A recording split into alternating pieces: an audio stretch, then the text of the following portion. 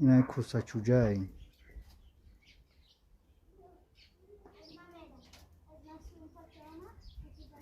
مادابازی داره پات دخنکی بود باور کالیشر اواریم این هم یاشکای تو